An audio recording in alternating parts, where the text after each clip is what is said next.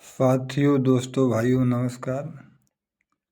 17 तारीख शनिवार को अवधूत भगवान आश्रम पे भंडारा है 12 बजे से 10 बजे रात तक। आप सब आइए। उसमें कार्यक्रम भजन भी चलेगा।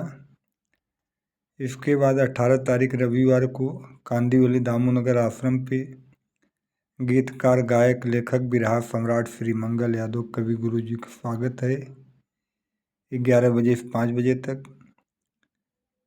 सभी भाई बंधुओं, गीतकार, गायक, वादक कांदिवली दामोनगर में पहुंच के कवि जी का स्वागत कीजिए। 18 तारीख रविवार को 11 बजे से 5 बजे तक। सभी दर्शक, सभी श्रोता भाइयों को नमस्कार, प्रणाम, जय राम जी। गायक कलाकार छोटा मोटा अशोक यादव पप्पू, आप सबके चरणों का धूल। सभी बिरहा श्रोता प्रेमियों को नमस्कार, प्रणाम, जय राम जी। हार्दिक वंदन, अभिनंदन, शुभकामनाएं।